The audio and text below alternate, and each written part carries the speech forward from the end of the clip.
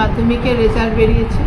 আমাদের ব্লুমিংডেল academy high school একটি integrated school, অর্থাৎ এখানে বিশেষ চাহিদা সম্পন্ন শিশুদের আমরা মূল স্রোতের শিশুদের সাথে একসাথে লেখাপড়া করে তারা সবাই মাধ্যমিক পরীক্ষা দেয়। এবার আমাদের 14 জন ছাত্রছাত্রী মাধ্যমিক পরীক্ষা দিয়েছে এবং তাদের মধ্যে অনেকেই ছিল যারা বিশেষ চাহিদা সম্পন্ন, কিন্তু তাদের আমরা তৈরি করে এই পরীক্ষায় বসিয়েছি। আজকে রেজাল্টে দেখা গেল যে 14 জনের মধ্যে 12 জন ফার্স্ট ডিভিশনে পাশ করেছে, অনেকে লেটার পেয়েছে, 2 জন সেকেন্ড ডিভিশন। দেখা যাচ্ছে যে যাদের কোনো সমস্যা ছিল তারা তাদের সমস্যাটাকে অতিক্রম করে মূল স্রোতে আসতে পারে। বারবার আমরা প্রতি বছর তার নজির মানুষের সামনে রাখি, এবারও রাখতে পেরেছি। আশা করি আমাদের সমাজ এবার পরিবর্তিত হবে এবং এই সমস্ত শিশুদের জন্য তাদের একটা জায়গা করে দেবে, তাদের দূরে সরিয়ে রাখবে। 14 জন পরীক্ষা দিয়েছে, তাদের মধ্যে 6 জন হচ্ছে মূল স্রোতের ছেলে মেয়ে আর 8 জন হচ্ছে বিশেষ চাহিদা সম্পন্ন।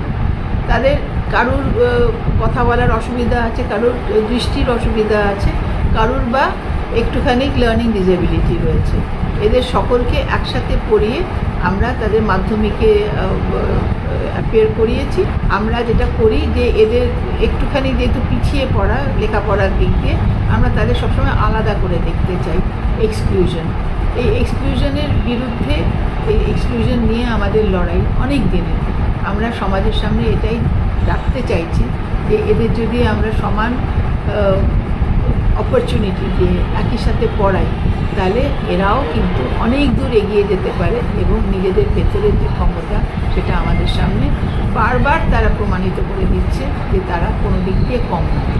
আজকে আমাদের সমাজে আমরা যতই বলি ইন্টিগ্রেটেড এডুকেশন, যতই আমরা বলি রাইট টু এডুকেশন অ্যাক্টে সকলের সমানভাবে চলার অধিকার, সমানভাবে শিক্ষিত হওয়ার অধিকার আছে, যতই বলি পিডব্লিউডি অ্যাক্ট বলেছে যে তাদের কোনো রকম অবহেলা হলে সেটা আইনত দণ্ডনীয়, তবুও আমরা জানি সমাজে কোথাও আমরা তাদের সরিয়ে রেখেছি। আমরা কাজ করতে গিয়ে সেটা পদে পদে বুঝতে পারি যে মূল স্রোতে যারা রয়েছেন তারা মনে করেন যে আমরা যেহেতু বিশেষ চাহিদা সম্পন্ন শিশুদের নিয়ে কাজ করছি, এদের সাথে বুঝি একসাথে চলা যায় না। এটা সর্বৈবভাবে ভুল ধারণা। তারা যখন আমাদের এই মূল স্রোতের মধ্যে থেকে ইন্টিগ্রেটেড ক্লাসরুমে কাজ করে, তাদের কাজ কোনো অংশে একটা মূল স্রোতের শিশুর থেকে কম নয়। তাদের একটা সমস্যা হয়তো বা আছে, কিন্তু কোন শিশু আছে যার কোনো রকমের সমস্যা নেই? সকলেরই কিছু না কিছু সমস্যা থাকে, কিন্তু এদের যেহেতু আজকে আমাদের বিজ্ঞান, আমাদের ডাক্তারি শাস্ত্র অনেকটা এগিয়ে গেছে, আমরা সেই যে সমস্যাগুলোকে একটা নাম দিয়েছি। কাউকে বলছি ADHD, কাউকে বলছি অটিস্টিক, কাউকে আরও কোনো নামে ডাকছি।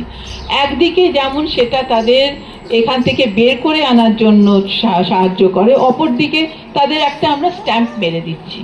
যে মুহূর্তে তাদের গায়ে এই স্ট্যাম্পটা লেগে যাচ্ছে, তেমনি তার ততক্ষণই তাদের সমাজ একটা জায়গায় সরিয়ে দিচ্ছে। এই যে সরিয়ে দেওয়ার যে প্রবণতা, তার বিরুদ্ধে আমরা লড়াই করে যাচ্ছি। আমরা আশা করব আজকে আপনারা যারা এসছেন তারা সবাই আমাদের এই লড়াইয়ে সামিল হবেন এবং এদের হাত ধরে এগিয়ে নিয়ে যাওয়ার সাহায্য করবেন। আজকে আমাদের সাথে এগিয়ে এসছে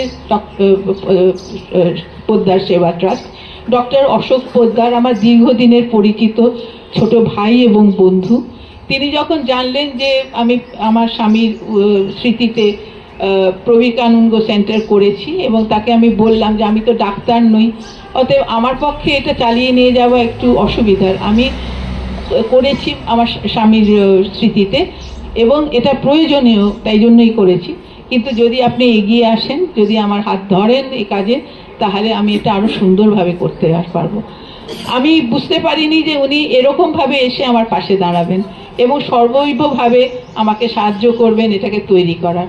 আজকে আমরা পোদ্দার সেবা ট্রাস্টের পরে অত্যন্তভাবে ডিপেন্ডেন্ট, যে আমি জানি যে ডক্টর পোদ্দার যদি এটাকে এগিয়ে নিয়ে যায় তাহলে এটা এগিয়ে যাবে।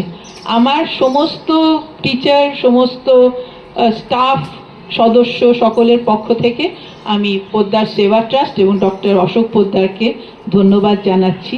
করতালি দিয়ে তাদের ধন্যবাদ জানাই আমরা সবাই। এই বলে আমি আজকে আমার বক্তব্য শেষ করছি।